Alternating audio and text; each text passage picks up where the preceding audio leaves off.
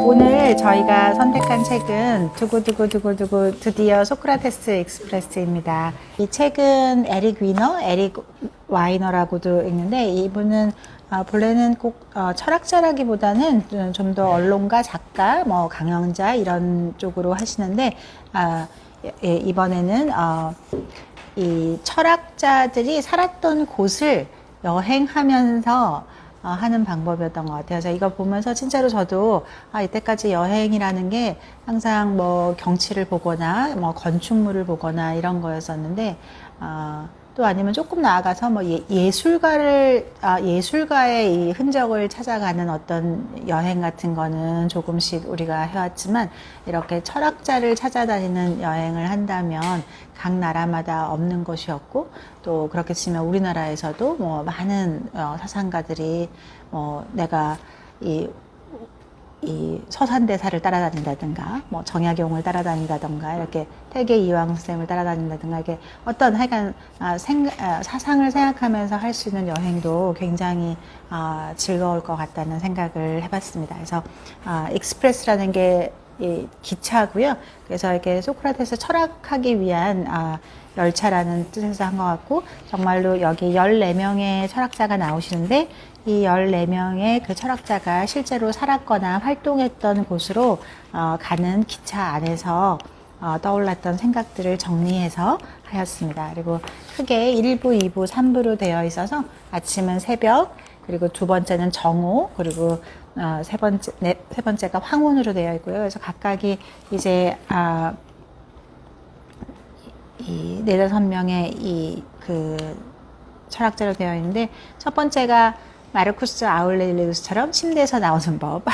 저희 그 책으로 해서 아침을에서도 명상록을 했었죠. 거기서 정말 놀랍게 지혜로운 책이다. 이 책을 좀 더 내가 어린 나이에 읽었다라면 얼마나 좋았을까. 저희 다 공감했지만 그 황제님께서도 새벽에 일어나기는 힘들었다는 그 말이 참 인상적이었었는데 이 작가도 거기서 착안해서 한 것 같고 여기서는 각각의 어떤 철학자가 이렇게 할 때 어떻게 했을까라는 제목을 했는데 이 제목만 읽어도 굉장히 재밌으세요. 그래서 소크라테스처럼 궁금해하는 법, 루소처럼 걷는 법, 소로처럼 보는 법, 쇼펜하우어처럼 듣는 법, 에피크로스처럼 즐기는 법, 시몬 베요느처럼 관심을 기울이는 법, 간디처럼 싸우는 법, 공자처럼 친절을 베푸는 법, 세이 쇼나곤처럼 작은 것에 감사하는 법, 그리고 황혼에서 니체처럼 후회하지 않는 법, 에피텍토스처럼 역경을 대처하는 법, 보부아르처럼 늙어가는 법, 몽테뉴처럼 죽는 법 해서 이 각각이 있는데 또 이 각각이 이 철학자라는 거에는 있지만 각각은 굉장히 대치되는 사상을 갖고 있는 사람들도 많아요. 그래서 예를 들면 뭐 스토아 학파의 에피테토스나 이 쾌락주의의 에피크로스 같은 경우는 굉장히 상극이었고 또 시몬느 베이웨와 시몬느 보바르도 굉장히 상극적인 삶과 생각을 가지고 살았던 사람이고 이런 것들 그리고 또 니체처럼 아주 긍정적인 철학을 하는 사람 쇼펜하우어처럼 정말로 이 염세주의와 회의주의의 끝판왕을 보여줬던 그런 것들이 이렇게 상치되는데 어느 거 하나가 다 옳고 그름이 있는 게 아니고 그거 하나하나의 특징 그리고 그 사람의 사상이 이 저자에게 어떤 질문이나 어떤 깨달음을 주는지에 대해서 하고 있어서 막 가리키려고 드는 책이 아니고 그냥 혼자서 생각했던 거를 이렇게 써서 읽는 사람도 좋았던 것 같습니다. 보통 책을 읽고 나면 책 괜히 읽었어. 저 사람 너무 똑똑해. 난 뭐야. 막 이런 생각이 들면서 더 이상 책을 읽고 싶은 의욕을 떨어뜨리게 되는데 이거는 오히려 그렇지 않고 여기 꼭 이 제목에 있는 14명의 저자 말고도 여기서 이렇게 그 파생되는 많은 철학자들의 이름이 나오고 많은 책들이 나오기 때문에 이 책을 좀 읽어봤으면 좋겠다. 이 철학자를 검색해보고 싶다는 그런 마음을 아주 많이 들게 하는 것이라서 이 책은 하나의 입문서처럼 쓰면 좋을 것 같습니다. 그래서 좋은 말이 너무 많아서 제가 뭐 어디까지를 해야 될지 잘 외람돼서 잘 모르겠지만 뭐 그냥 기억에 남는 말만 이렇게 하겠습니다. 그래서 여기 첫 번째 들어가는 말에서 출발 에서 보면 7페이지에 지식은 소유하는 것이다. 지혜는 실천하는 것이다. 그래서 지혜는 기술이며 마찬가지로 습득할 수 있다라고 하는 건데, 우리가 보통은 뭐 지혜는 뭐 면벽을 한 3년쯤 해야지 될 것 같은데, 사실은 지혜도 사실 지식을 득하면, 사실 지식을 오랫동안 공부하고 나면 결국은 지혜가 생기는 것이고, 그 지혜는 여기 말하는 것처럼 지혜가 기술이라는 거죠. 우리가 뭐 타고난 성품이 훌륭하거나 막 뭐 어느 날 깨달음을 얻어서 어느 날 되는 게 아니라, 정말 내가 밥 먹는 기술, 등산하는 기술, 이런 것처럼 다 우리가 익힐 수 있는 거다라고 하는 거에서 큰 위안이 생기는 것 같습니다. 제가 전에도 한번 얘기했던 것 같은데, 저도 옛날에는 그 석가모니 부처님께서 어느 날 그냥 이 보리수 나무 아래에서 깨달으신 줄 알았거든요. 근데 석가모니께서도 정말로 많은 세상의 지식을 그 당시에 할 수 있는 모든 훌륭한 스승들에게 다 배우셨고, 모든 그 배움의 끝에 또 깨달음을 얻을 수 있었던 거라, 부처님도 저희들에게 제발 공부해라 라고 열심히 말씀해 주시고 있습니다.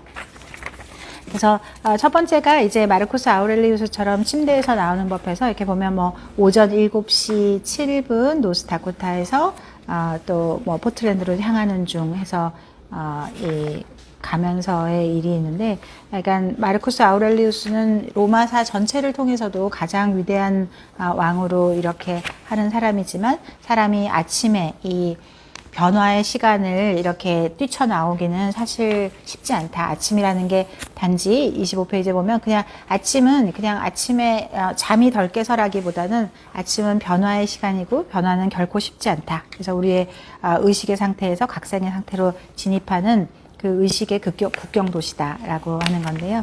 정말 뭐 많은 책을 읽으신 분이라든지 여기 전체에 정말로 뭐는 뭐뭐다 하는 표현이 굉장히 많이 나오거든요. 근데 굉장히 그 표현을 참 하나하나가 아주 좋은 말들이 많았을 것 같습니다. 제가 보면 보통 사람들이 책을 첫 장, 두째 장 정도까지는 열심히 읽다가 그 다음부터 안 읽죠.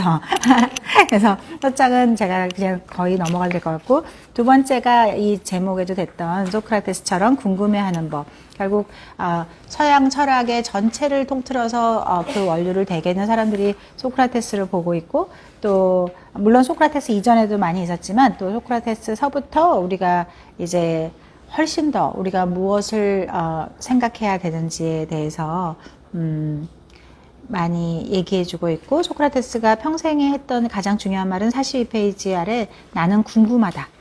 나는 궁금하다라는 이 두 마디 말에서 시작한다라고 하는 거고요. 그래서 우리 43페이지에 보면 우리 문화는 일반적으로 질문을 경험하기보다는 문제를 해결하려는 경향이 있다라고 하는데, 참으로 공감 가는 말인 것 같습니다. 그래서 계속 다시 생각하고 하는 그런 그 습관을 들이는 것, 또 그것을 아마도 소크라테스가 해주지 않았는가 싶어요. 그래서 소크라테스는 뭐 여러 가지 저도 잘 알지 못하고 하지만 뭐 여러 가지 재미있는 일화 중에 소크라테스는 그 글을 정말 싫어했다고 하죠. 책이 남겨지는 것은 사실 사람의 우리가 말을 할 때 우리가 똑같은 말도 왜 문자로 쓰면 굉장히 많은 오해와 상처를 남기게 되는데, 그 말을 사실 이렇게 얼굴을 보고 페이스 투 페이스로 눈을 보면서 말했으면 오해의 여지가 전혀 없었을 말들이 굉장히 많아서,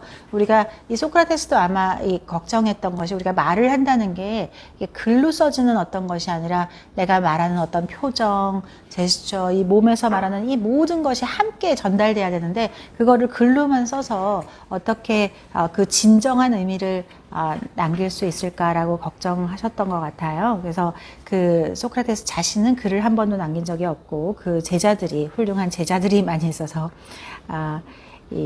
됐던 것 같습니다.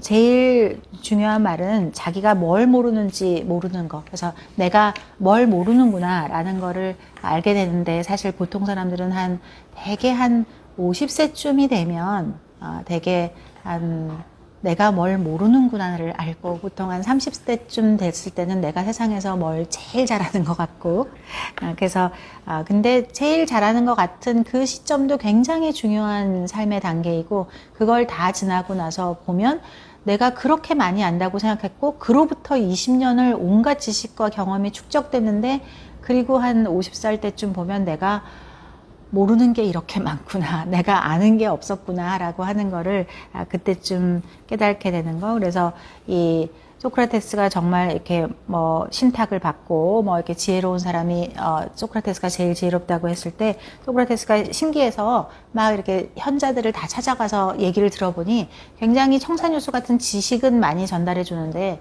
자기들이 본인 스스로가 얼마나 뭘 모르는지를 모르는 걸 깨닫고 소크라테스가 정말 놀라서 사람들은 자기가 뭘 모르는지를 정말 모르는구나 라고 깨달았다고 하는 게 여기 쓰여져 있습니다. 그리고 그리고 거기서 제일 중요한 게 나 자신을 아는 것, 그리고 나와 대화하는 것. 우리는 끊임없이 대화, 소통 뭐 이런 것들을 정말로 많이 교육받고 훈련하고 하지만 그때 계속 남과 가족과 친구와 동료와 세상과 소통하는 법은 그렇게 많이 공부하는데 보통 자기 자신과 소통하는 법은 우리가 별로 특별히 훈련을 하지 않는데 정말로 자기 자신에게 자기 자신과 소통하는 것이 굉장히 중요하다. 그래서 아무튼 이 좋은 철학은 느린 철학이고 그래서 여기서 비트겐슈타인도 그래서 느린 해결책을 꼭 가지라고 했다는 것이고, 그래서 이 소크라테스가 우리에게 남긴 위대한 유산은 나는 궁금하다. 이 두 단어를 꼭 생각하자고 하고 있습니다.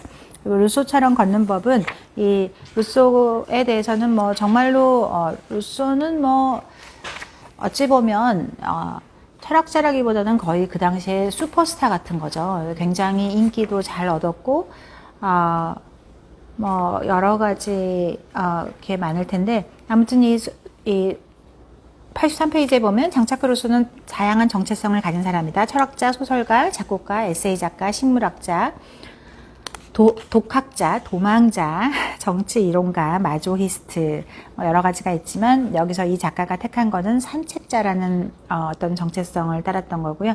우리가 뭐 불교나 이런 데서도 명상을 많이 말하고 또 최근에는 서양에서 뭐 더욱더 어떤 명상에 대해서 많이 얘기하지만 명상에서 우리가 보통 이제 좌선하거나 면벽하거나 이런 걸 하는데 이 걷는 거가 명상과 똑같은 효과를 갖고 있다는 거는 동서양을 막론하고 얘기하고 있어서 이 루소도 그랬던 것 같아요. 그래서 그 루소도 뭐 자연으로 돌아가라 이런 말을 했던 걸로 가장 이 논문이 사실 제일 유명한 거고, 이때 자연은 사실 뭐 이렇게 산천초목을 보라는 거랑은 굉장히 틀리고 우리 본연의 본성으로 돌아가자라고 하는 말이 훨씬 더 맞고요. 그리고 또 이 사람의 그 교육 철학을 담은 에밀이 정말 이 사람의 뭐 불후의 베스트셀러인데 한 번도 산책을 일생 동안 한 번도 시간을 놓쳐본 적이 없다는 그 칸트도 이 에밀을 읽다가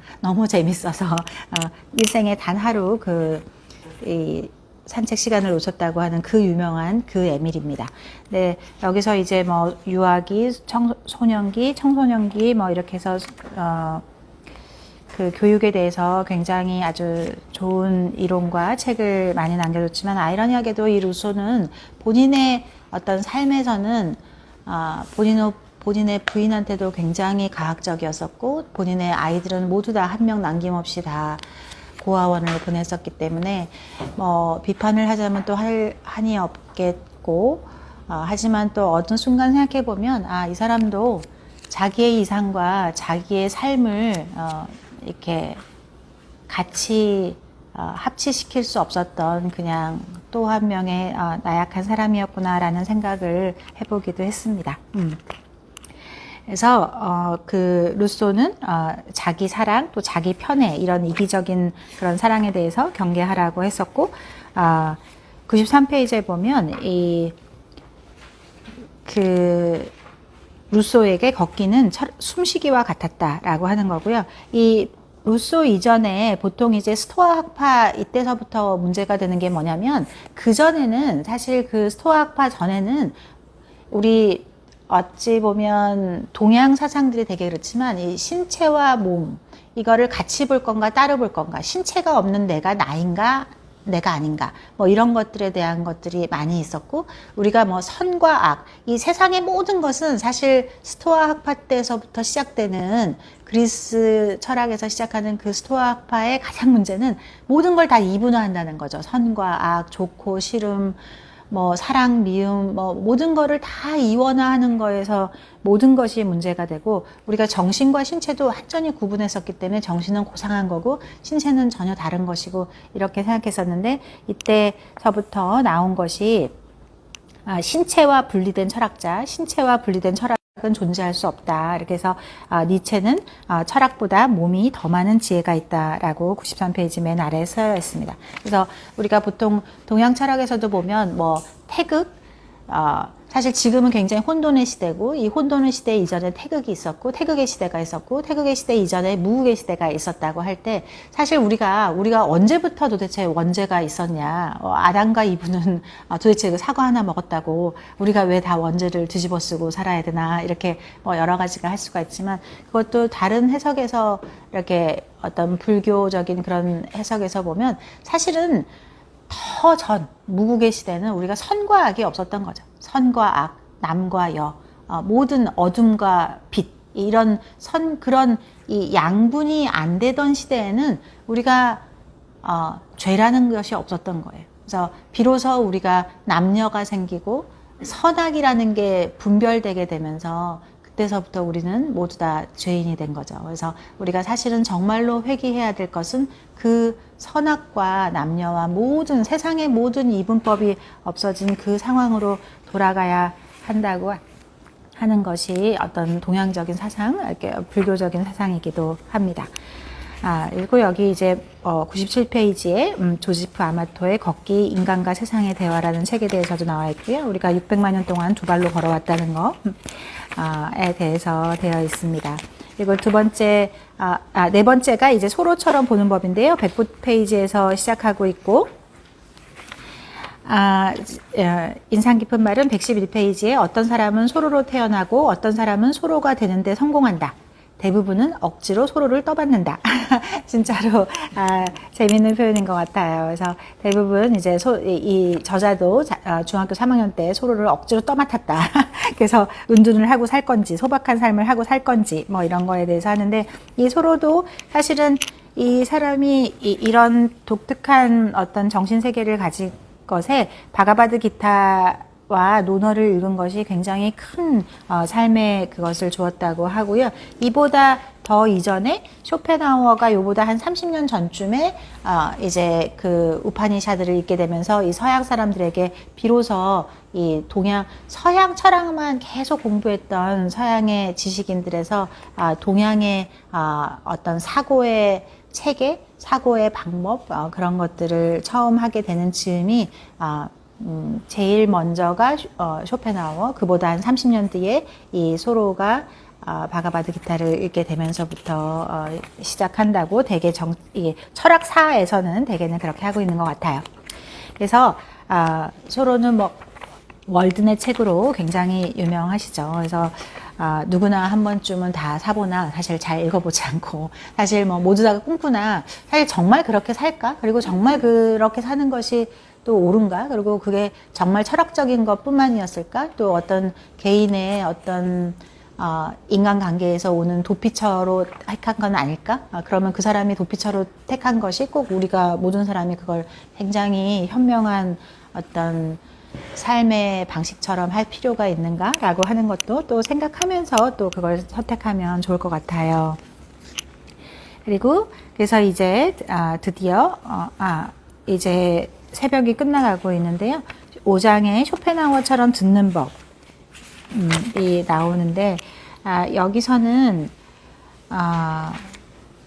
맨 처음 시작하는 말이 이제 148페이지에 플라톤의 그 동굴의 그림자 비유인 거죠. 그래서 우리가 실제 세상은 우리가 볼 수 없고 우리는 동굴에 비친 자기 그림자만을 볼 뿐이다라고 하는 것을 보면서 결국 여기 이 쇼펜하우어는 굉장히 약간 독특한 철학자고 살아서도 죽어서도 별로 인기가 없는, 어딜 가도 인기가 없는 염세주의자지만, 사실 다른 사람들, 염세주의자는 이 사람 전에도 있었고 후에도 있었지만 이 사람처럼 철저하게 15살 때서부터 70살 죽을 때까지 정말로 철저하게 이 염세주의에 대해서 어떤 체계를 세운 사람은 이 사람이 유일하기 때문에 정말로 존경받을 만한 철학자다라고 저자는 얘기하고 있습니다.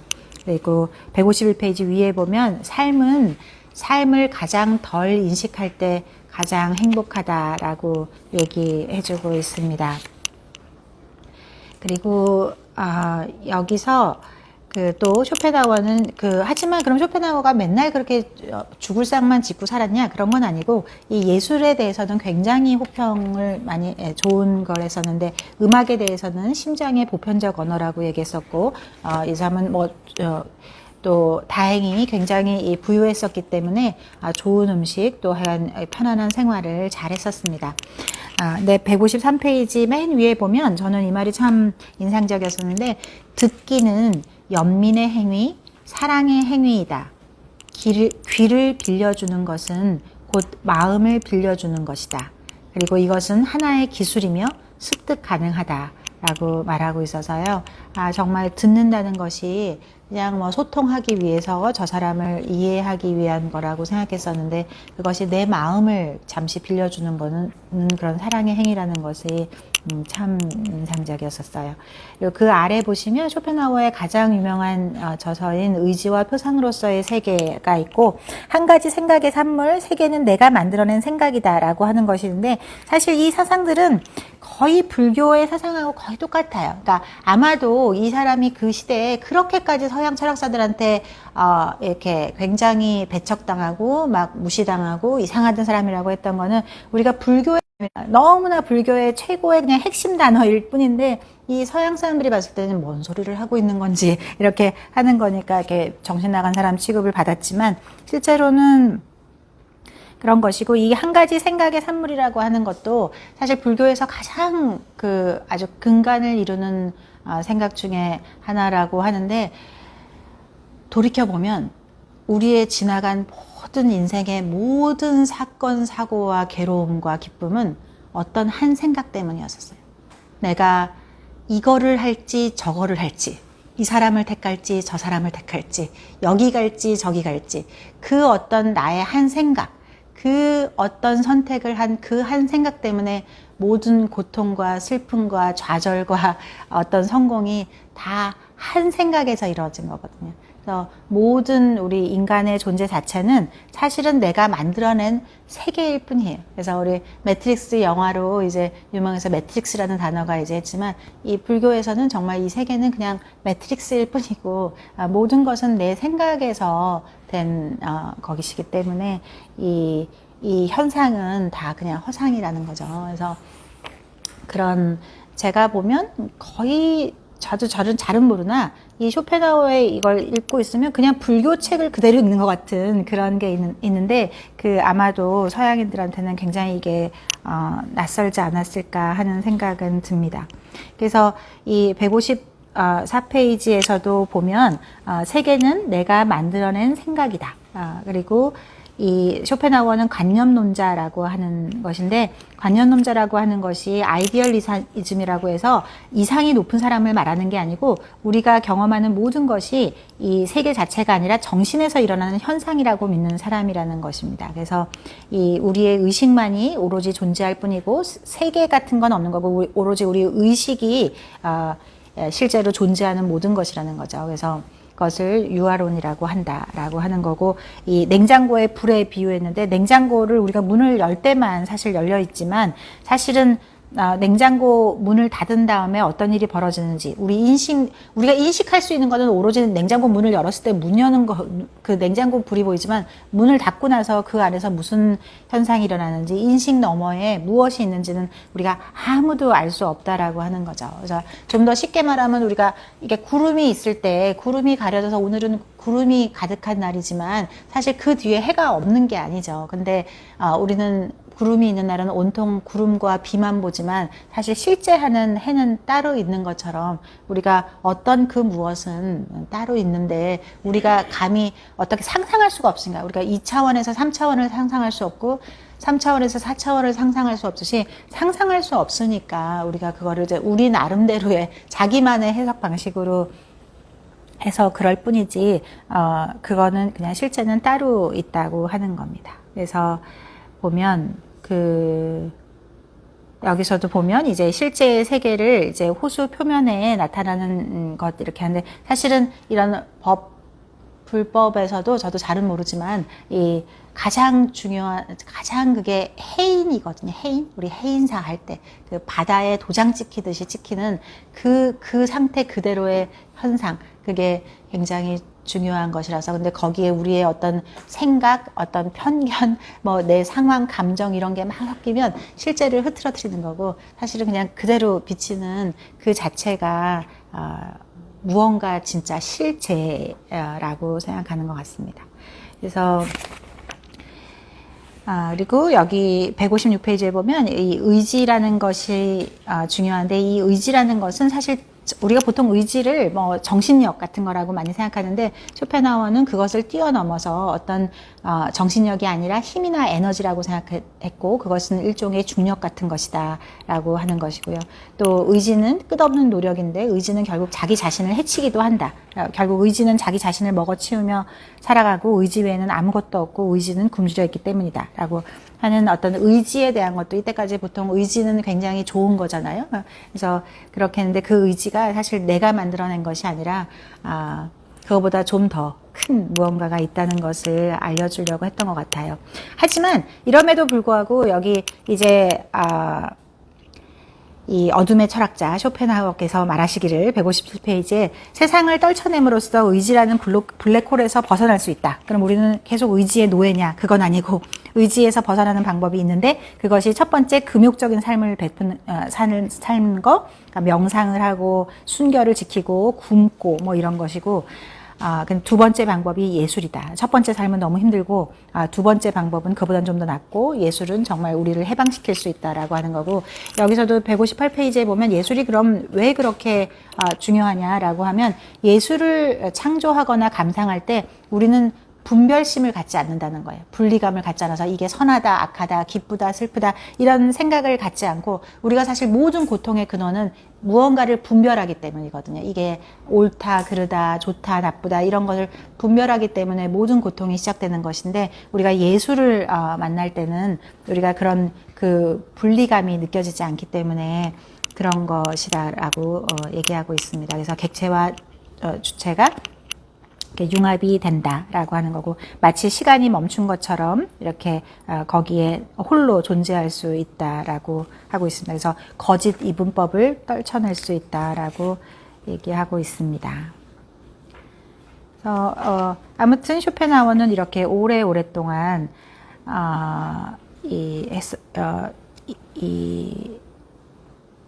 정말로 지치지도 않고 염세주의자를 많이 이렇게 오랫동안 했던 것 같아요.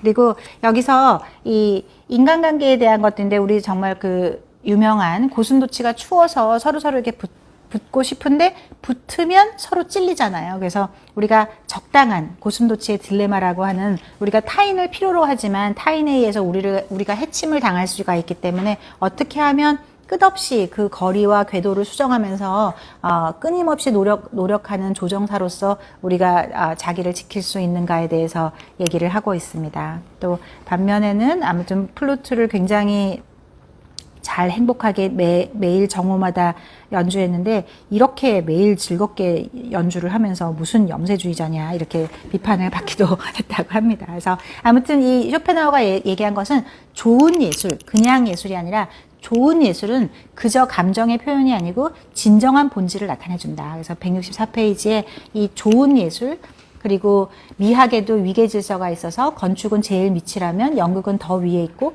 음악은 아예 카테고리 자체가 다르다. 그래서 정말로 음악은 어떤 존재의 진짜 본성을 나타내준다, 본질을 나타내준다라고 하는 것이죠. 그래서 그거를 말해주고 싶어 하는 것 같습니다. 그리고 전 재밌었던 게 167페이지에 보면은 정치인에 대해서 가장 진실하지 못한 사람들이라고 말하면서도 심지어는 어린아이도 무언가를 팔려고 하는 사람의 목소리를 알아챈다.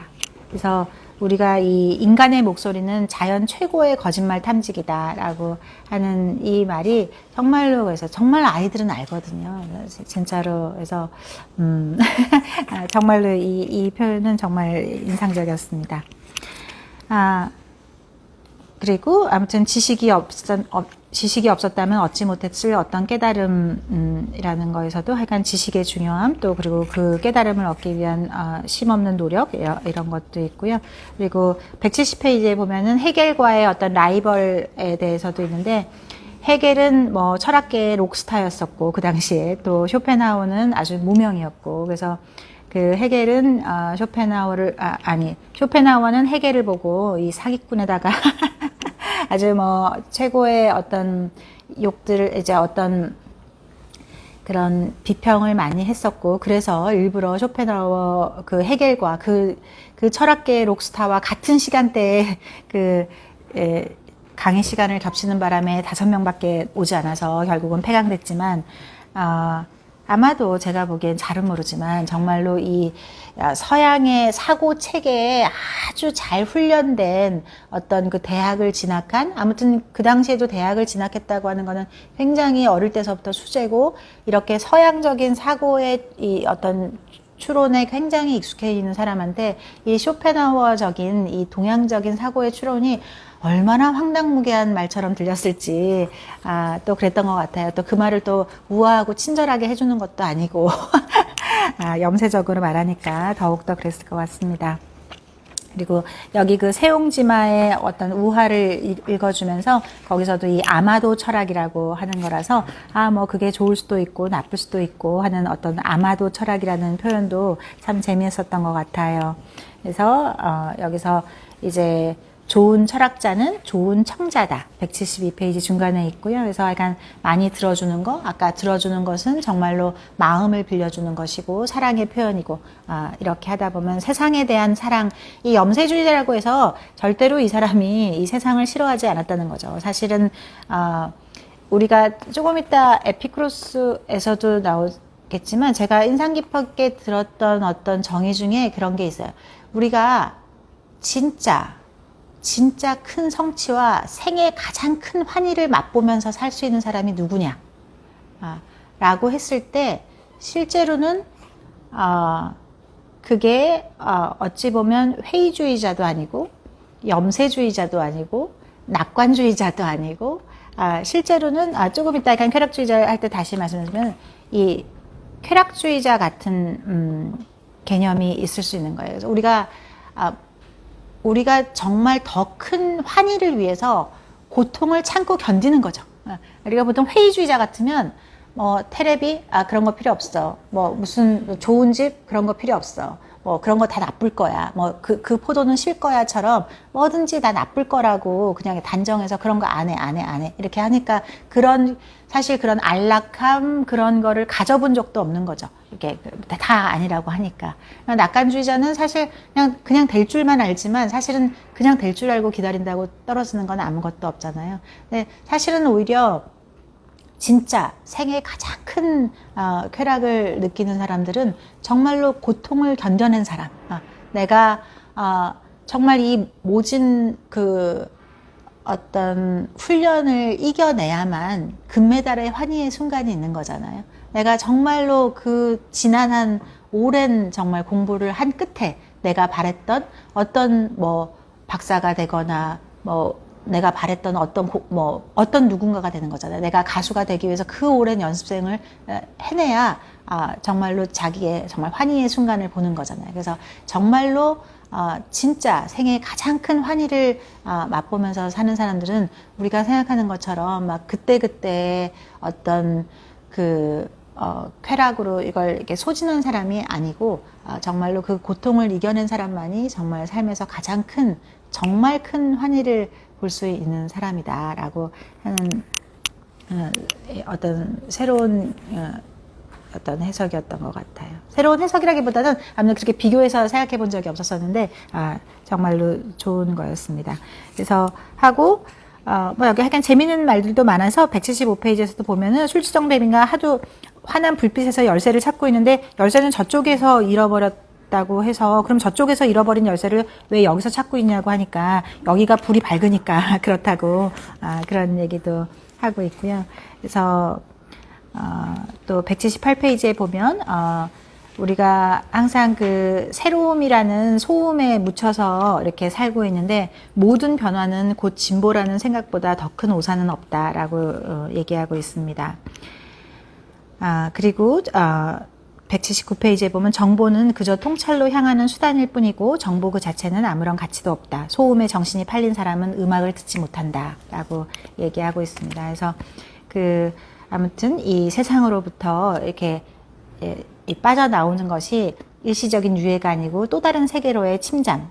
그래서 하여간 마치 음악에서 쇼펜하우어가 그렇게 환희의 순간, 어떤 몰입의 순간, 몰입보다 더 큰 어떤 거거든요. 정말 분별심이 없다는 거는 사실 동양으로서는 거의 깨달음의 경지에 이르러야 되는데, 다만 쇼펜하우어와 불교의 수도승과의 다른 점은 쇼펜하우어는 실천하지는 않았거든요. 그러니까 그게 쇼펜하우어와 어떤 동양 철학자들의 큰 차이는 어떤 불자나 이런 사람들은 그 똑같은 사고의 체계를 해서 그거를 실천해내는 것이고, 정말 철학은 실천이냐 지식이냐라고 했을 때 정말 실천이라는 면에서 봤을 때는 쇼펜하우어는 스스로 실천하는 거는 본인도 원하지 않았고, 다만 그 분별심이 없는 그 순간순간을 느끼는 거에 예술을 큰 가치로 두고 예술을 평생 동안 즐겼던 거라고 얘기해주고 있습니다.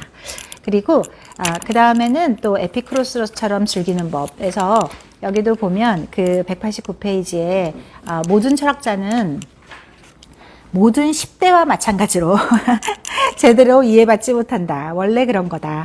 라고 하는데, 하지만 이 에피크로스만큼 크나큰 오해를 받고 부당한 비난을 받은 철학자는 없다라고 하는 거고요.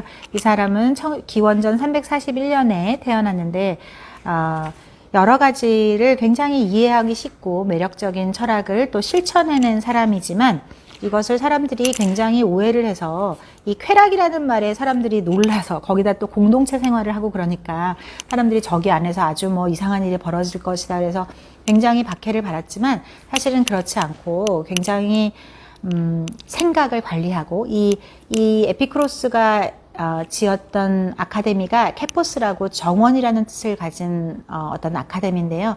이 플라톤 아카데미하고는 굉장히 틀리게 이 플라톤 아카데미는 그 앞에 그 기하학을 모르는 사람은 들어오지도 말라고 되어 있어서, 그리고 또 굉장히 어떤 귀족, 청년 이런 사람들만 남자 이렇게만 했다면, 이 에피크로스 학파는 세상에서 환영받지 못하는 사람들, 또 어떤 뭐 신분이 다르거나 여자거나 이런 사람들도 다 환영했었기 때문에 그 당시 사람으로서는 굉장히 위험한 사람들 아닌가? 왜 나와 생각이 다른 사람들은 특히 정치 집단에서 봤을 땐 굉장히 위험하잖아요.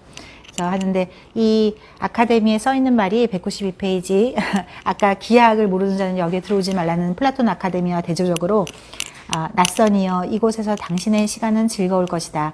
이곳에서의 최고선은 쾌락이다 라고 얘기하고 있고요. 그래서 사람들이 이 쾌락이라는 말이 하여간 굉장히 혼동돼서 그러는 건데, 에피크로스는 모든 측면에서 전통과 결별을 말했었고, 아까 이 다른 학파들이 다 이렇게 아테네 남성 시민만을 받아들인 데 반해서 이 에피크로스 학파는 해방노예나 여성도 다 환영했었고, 또 여기서 주로 말한 거는 실제로는 윤리학에 훨씬 더 가까운 것이었었는데, 사람들이 그것을 오히려 거꾸로 생각했던 거고, 관념론에 있는 걸 싫어했었고, 훨씬 더 경험론의 토대로 하려고 했다라고 하는 것입니다.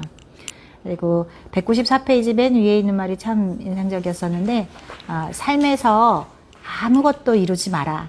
만약 그 성취가 내 이웃에게 알려진다면 그 때문에 두려워하게 될 것이다 라고 했던 것 같아요. 그래서 그리고 여기서 이 사람의 하여간 공동체가 지금으로 생각하면 대학이자 이 체련장이자 또 자기개발 세미나이자 또 히피 공동체 같은 성격을 다 갖고 있어서 이 사람들이 말한 윤리학 성격이라는 말에서 이 그리스어에서 나온 이 윤리학 또 좋은 삶이라고 하는 에우다이모니아라고 하는 이 뒤에도 맨 뒤에 에필로그에도 이 에우다이모니아에 대해서 나오는데 이 오로지 철학자는 신과 축복받은 소수만이 누릴 수 있는 행복이 아니라 누구도 얻을 수 있다고 믿었던 것 같습니다. 그래서 밤낮으로 생각하고 이렇게 열심히 따르면 우리 인간들 사이에서도 신처럼 살 수 있다. 어찌 보면 굉장히 지금으로 봐도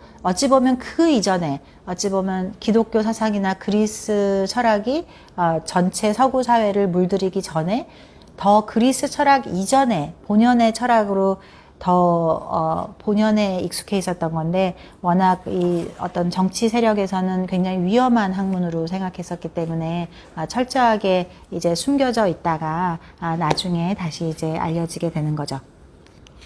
그래서 여기서 하여간 신과 죽음에 대한 두려움에 대해서도 잘 설명해 주고 있고요. 여기서 197페이지에 가장 중요한 것이 있는데 여기 이 에피쿠로스가 말한 것은 결국 이 쾌락이라고 하는 것이 어떤 막 무슨 우리가 생각하는 그런 말초적인 어떤 즐거움을 말하는 것이 아니라 고통의 부재, 아타락시아라고 하는 문제가 없는 상태, 그것을 말하는 것이라고 하고 있어서 이것이 우리가 보통 쾌락주의 하면 이렇게 얼핏 생각나는 향락주의자가 전혀 아니고 평정주의자에 훨씬 더 가깝다라고 얘기하고 있습니다. 그래서 이 198페이지 맨 아래 인간의 삶은 우연의 결과물, 원자운동에서의 일종의 기적이라고 생각했다라고 하는 거고요. 여기 199페이지의 중간에 보면 쾌락의 사다리 맨 위에 자연스럽고 반드시 필요한 욕망, 우리가 배가 고프다, 자고 싶다, 뭐 화장실을 가야겠다라고 하는 거는 자연스럽고 반드시 필요한 욕망이라서 이것이 이루어졌을 때 항상 기쁨이 오죠. 그러니까 이거는 꼭 따르면 됩니다. 이거를 배척할 필요는 전혀 없어요. 두 번째는 자연스럽지만 반드시 필요하지는 않은 욕망. 뭐 아주 고급스러운 옷이라든지 아주 사치스러운 궁전이라든지 이런 거는 필요하지는 않지만 뭐 또 그런 걸 또 바라는 건 또 당연한 거죠. 근데 이럴 때서부터 이제 이거를 다 했을 때 고통이 따라오기 시작합니다.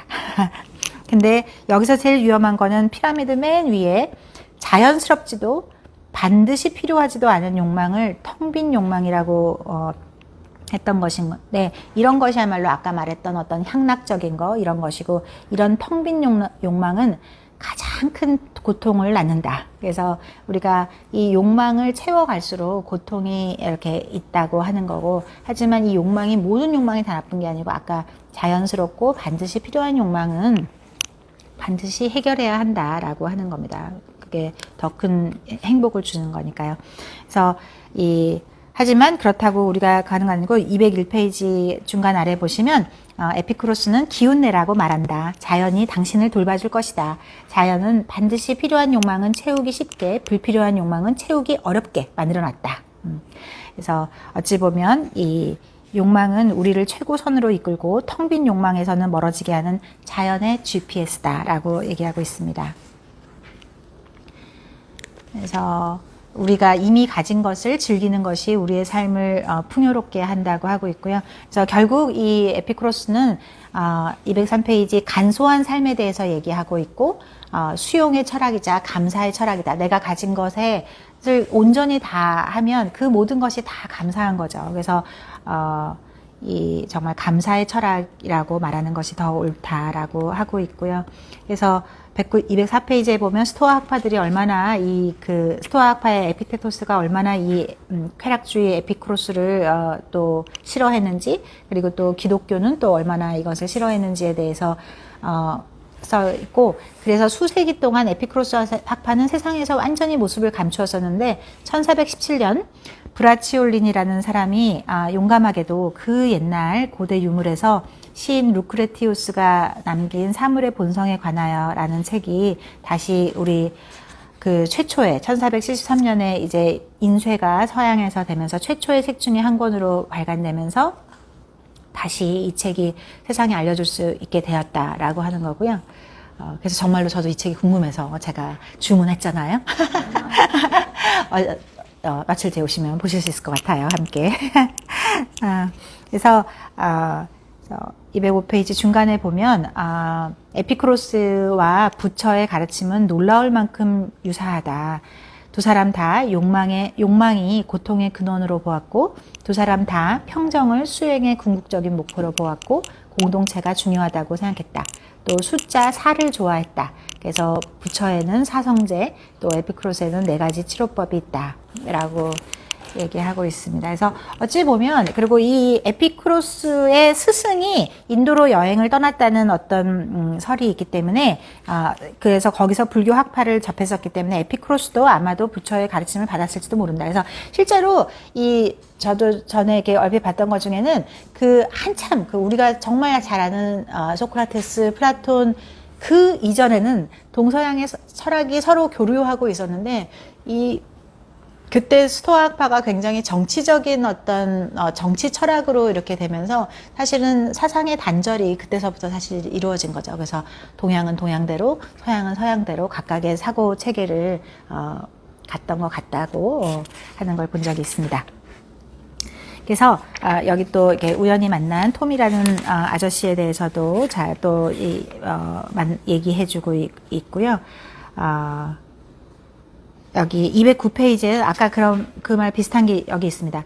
모든 쾌락은 좋은 것이고 모든 고통은 나쁜 것이지만 그렇다고 해서 언제나 고통 대신 쾌락을 선택해야 되는 것은 아니다 라고 하는 거죠. 그래서 어떤 쾌락은 미래의 고통으로 이어질 수도 있고 또 어떤 고통은 미래의 쾌락으로 이어질 수가 있는 거죠. 그래서 정말 내가 그것을 향락적으로 이행할 건지 그리고 내가 그거를 정말 나중에 정말 아무나 얻을 수 없는 정말 어떤 특별한 환희를 맛보기 위해서 내가 고통을 자청할 건지. 근데 그때 꼭 주의할 것은 내가 좌절에 대한 어떤 맷집을 반드시 키우고 시작할 것. 좌절이라는 걸 생각하지 않고 이렇게 그 고통을 감수하려고 했다가는 그 좌절에 결국은 매몰돼서 죽을 거기 때문에 반드시 이 좌절에 대한 것도 꼭 할 것 하는 거. 그래서 어떤 쾌락주의가 말하는 것은 충분하지 않아서 좋은 것, 충분히 좋다. 여기서 이 충분히 좋다는 말을 하고 이 충분히 좋다와 좋다는 전혀 다르다. 이렇게 하는 거고 충분히 좋다는 그 자체로 완벽하다라는 말로 끝맺음을 하고 있습니다. 그리고 그 다음에 보면 시멘누 베이유처럼 관심을 가리키는 것. 그래서 나는 집중하고 있었지만 관심을 기울이진 않았다. 나는 발견하기 전에 내가 무엇을 찾는지 알았다. 라고 하는 거고, 시몬누 베이유가 이제 이 1900년대 초에 정말 이 두 유명한 여자 천재 중에 한 명이죠. 한 명은 시몬누 베이유, 한 명은 시몬누 보부아르. 정말 모두 다 남자만 들어갔던 대학에 거의 처음으로 들어간 유일한 여학생이었는데 한 해 차이고, 근데 이 두 명의 삶은 너무나 다릅니다. 어떻게 달라도 이렇게 다를 수 있나 싶을 정도로 다른 두 삶을 살게 되고요. 이 시몬누 베이유는 짧은 나이에 생을 마쳤는데 짧은 나이에도 뭐 많은 생각을 했었고, 그래서 이 에세이가 남아서 우리에게 많은 생각을 던져주고 있습니다. 그래서 219페이지에 보면 세네카의 말로 삶은 꽤나 빨리 흘러가 가끔은 멈춰서 주변을 돌아보지 않으면 놓쳐버릴 수도 있다고 라고 이 219페이지 위에 있습니다. 이 말이 코미디 영화에도 패러디됐다고 하네요. 그래서 속도는 조급함을 낳는다라고 얘기하고 있고요. 221페이지에 보면 시몬누 베이유가 학교 공부의 유일하고 진지한 목적은 관심을 기울이는 법을 훈련하는 법이다 라고 해서 시몬누 베이유는 아까 들어주는 것 자체가 사랑이고 배려라고 했었는데 이것을 벗어나서 정말 이 시몬누 베이유가 관심을 하는 거는 몰입의 상태를 넘어서는 것. 그때는 몰입이라는 말이 그렇게 유명해지기 전이었었는데 이 저자의 어떤 해석으로는 칙센트 미아이가 말하는 몰입이 이 시몬누 베이유가 추구했던 이 극도의 관심의 질이 삶의 질을 결정한다. 또 어떻게 관심을 기울이느냐가 중요하다. 또 약간 어디에 관심을 기울이냐도 중요하지만 어떻게 관심을 기울이느냐가 중요한 것이고, 그렇게 그것을 최근에 칙센트미아이가 한 것은 몰입은 그 자체를 계속 추구하게 될 정도로 매우 보람찬 상태를 말한다라고 하는 거죠. 그래서 정말로 보람찬 상태에 있으면 자기 자신을 잊어버리고 모든 것을 잊어버립니다라고 하는 것입니다. 그래서 224페이지 굵은 채로 나는 주의를 기울인다. 그러므로 나는 의심을 초월할 수 있다. 라고 얘기했습니다. 아무튼 주의력이 굉장히 뛰어난 사람이었었고, 이 시대가 사실 시몬느 베이유의 시대가 사실 그런 사람들을 낳는 거죠. 우리가 뭐 예술가가 태어나는 시대, 철학자가 태어나는 시대, 이런 시대가 사실 다 있을 것인데, 이 시몬느 베이유의 시대도 사실 1차 세계대전으로 수없는 유럽의 젊은이들이 정말로 개미만도 못하게 정말 수없이 죽어나가고, 이런 것들을 이렇게 보면서 타인의 고통이 자기의 고통처럼 느껴지는 그런 시대를 살지 않았을까 생각합니다. 그래서 중국의 기근 소식을 듣고도 또 음식을 먹지 않고, 그러니까 오빠랑 둘이 굉장히 정말 천재 집안이었고, 오빠 앙드레는 정말 유럽을 대표하는 유명한 수학자이고, 그러니까 이 사람의 급진적인 공감 능력은 정말로 정말 특별하고 정말 강렬하고 너그러운 형태의 관심이었고, 그것은 어찌 보면 다름 아닌 사랑이다. 227페이지에 관심은 사랑이다. 사랑은 관심이다. 라고 이렇게 하고 있습니다. 그래서 불행한 사람이 이 세상에서 유일하게 필요로 하는 것은 다름 아닌 자신에게 관심을 줄 수 있는 사람이다. 라고 하고 있습니다. 그래서 결국 관심은 우리가 주어야 할 전부다. 라고 합니다. 그래서 진정한 관심은 인정하고 공경해야 하는 것이다. 라고 얘기하고 있습니다. 그래서 쭉 가서 그러니까 237페이지의 중간에 모든 말다툼은 오해에서 비롯된다기보다는 범주의 오류에서 비롯된다라고 얘기하고 있습니다. 238페이지 맨 아래에는 자아 벗겨내기라는 단어에 대해서도 얘기해주고 있고요. 그래서 시몬느 베이유를 탈창조, 디크리에이션이라고 칭하고 있습니다. 하여간 시몬느 베이유는 아무튼 여기 이 저자에 대해서도 저자가 소개해준 건 시몬느 베이유의 본업은 자유 프랑스 운동이다라고 하는 것이고, 어찌 보면 지칠 줄 모르는 노동자고 끝없이 꿈꾸는 몽상가라고 되어 있고요. 그래서 결국 그렇게 이제 안 먹고 이제 지금으로 치면 굉장히 이제 노동운동 열심히 하고 이제 그런 노동 현장, 어떤 전쟁터 이런 데를 많이 다녔으나, 사실 이 사람의 너무나 병약하기 때문에 정말로 머리는 정말 천재지만 공감 능력도 정말 정말로 특별하지만 어떤 손재주나 또 어떤 실제로 어떤 병약함은 실제로 어떤 노동 현장이나 전장에서 크게 도움을 주기에는 또 달랐어서, 사실 또 자기만의 어떤 자리가 하늘이 주신 탤런트가 또 따로 있는 거 아닌가라고 생각합니다. 그래서 자유 프랑스 운동을 했다는 것이 어찌 보면 이 사람이 34살의 젊은 나이에 결핵으로 죽기 전까지 가장 큰 어떤 정체성이라고 볼 수가 있을 것이고요. 근데 어찌 보면 자유 프랑스 운동도 우리 어렸을 때 굉장히 멋있는 레지스탕스 운동으로 이렇게 생각했지만, 실제로 그 실체를 보면 또 굉장히 그냥 이 현실하고는 조금 떨어져 있는 정말 이상주의자에 훨씬 더 가까웠던 면도 지금의 해석으로는 그렇게 보입니다. 그래서 이 시몬느 베이유도 결국 바가바드 기타나 이런 동서양의 어떤 이론을 많이 공부했었다라고 하는 것이 되어 있고요. 그리고 그 다음에 이제 간디처럼 싸우는 법에서 비폭력 운동 이런 것들이 있어서 인도를 여행하면서 한 번의 기차 여행이 삶과 역사를 바꾸기도 한다라고 하는 말로 이제 간디와의 어떤 델리의 추억 이런 것들에 대해서 쭉 얘기하고 있습니다. 이렇게 하고 맨 마지막 세이 쇼나곤처럼 작은 것에 감사하는 법인데요.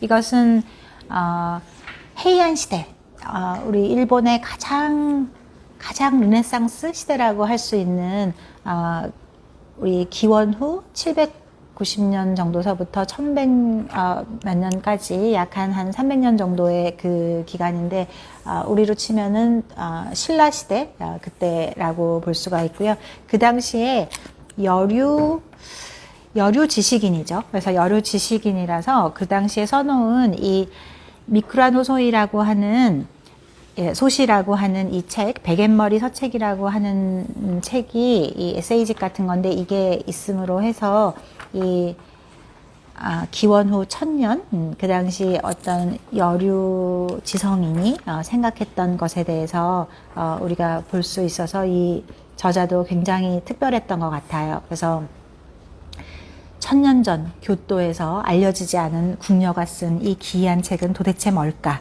라고 해서 거기에 이끌려서 교토까지 가게 되는 여행을 하게 됩니다. 그래서 개인의 일기 형식으로 되어 있는데, 하지만 여기서 신기한 거는 337페이지 위에 보면 쇼나고는 세상을 묘사하지 않는다, 자기만의 세상을 묘사한다 라고 되어 있고, 이 세련되고 우아한 것들에 대해 가치 없는 것으로 방향을 꺾었다가 다시 진정으로 훌륭한 것들로 돌아온다 라고 되어 있어서, 하지만 저도 사실은 이분을 사실 잘 몰라서 저희가 이 책을 또 주문했잖아요. 며칠 뒤에 오시면 보실 수 있습니다. 그래서 340페이지에 보면 중간에 소로가 말했듯이 우리는 볼 준비가 된 것만 본다. 정말 명언인 것 같아요. 사실 우리가 살아오면서 주변에서 많이 봤을 텐데, 볼 준비가 안 됐을 때는 그걸 다 그냥 스쳐 지내고, 그냥 뭐, 설사 시험 공부를 외웠다고 하더라도 그냥 달달 외우고 그냥 이렇게 다 배설시켜버리고, 그 다음에는 머리에 담지 않는데, 우리가 볼 준비가 됐을 때는 보이는 거죠. 그래서 그 다음 페이지에 삶에서 가장 소중한 것은 그 불확실성이다. 라고 14세기 요시다 겐코가 말한 말이 쓰여져 있습니다. 그래서 그 343페이지에 보면 이 쇼나곤이 966년에 태어나서 궁녀로 있다가 어떤 아름다움과 접하게 되는 것에 되어 있고, 44페이지에는 헤이안이 평안하다. 우리 평안하다는 시대를 헤이안이라고 하는데, 794년에서 1185년까지 약 한 400년 동안 미를 향한 숭배라고 이 시기를 하고 있는데, 이 헤이안 시대의 일본인들은 정말로 예술적 충동이 굉장했던 것 같다. 그리고 정말 너무 작고 너무 아름다워, 정말 아름답지 않니? 라고 하는 거. 그리고 이 당시에 그 일본인들의 어떤 미학에 대한 것이 지금의 일본인들에게도 남아있을까라고 이제 생각을 하는 건데요. 안타까운 거는 어찌 보면 우리도 사실 신라 시대, 그리고 백제 시대, 그리고 어찌 보면 헤이안 시대의 어떤 유물들은 거의 다 백제 유물 양식이기 때문에, 또 통일 신라를 거쳐서도 또 고려 시대에 이르러서까지도 거의 일관되게 그 문화들이 잘 보존돼서 왔었었는데, 조선이라는 500년 동안에 좀 특별한 어떤 정치 체계나 어떤 그런 사회 구조를 겪으면서 그 모든 과거로부터의 이 1000년이 넘는 유산이 깨끗이 단절되고, 그리고 사실 그래서 어찌 보면 일본에는 그렇게 1000년이 넘은, 1400년이 넘은 기업이 몇십 개가 있고, 1000년이 넘은 기업은 수도 없이 많고, 7, 800년 넘은 거는 아예 뭐 쳐주지도 않고, 그런 거에서도 사실 우리도 이 조선이라는 단절의 역사가 없었다면 사실 그런 것들이 다 또 꽃피우고 있었을 텐데 하는 아쉬움이 있어요. 하지만 또 일본에서 그게 잘 이렇게 이어지고 있는 것도 참 인류로서는 어떤 큰 보배인 것 같습니다. 이 어떤 나라를 떠나 어떤 이건 예술이니까요. 아까 말했던 쇼펜하우가 말했던 것이 예술에는 정말 분별심이 없는 거거든요. 이게 선한 것, 악한 것, 그 나쁜 놈들이 만들었으니까 그거 나쁜 거 아니야. 그런 게 없는 거고, 정말 예술은 선과 악, 모든 이원법이 있기 그 이전의 사물의 본질을 말해주는 것이 어떤 예술이기 때문에, 그런 일본의 어떤 미를 향한 숭배, 이런 것이 지금도 남아있을까라는 의문을 또 저자가 품어봅니다. 352페이지에 서 있고요. 그래서 아무튼 일본 여행을 잘 돌아왔다라고 하는 것입니다. 그래서 제가 준비한 건 여기까지고, 뒤에 3부 황호는 저희 매니저님께서 또 하겠습니다. 감사합니다. 다음 주에 또 만나요.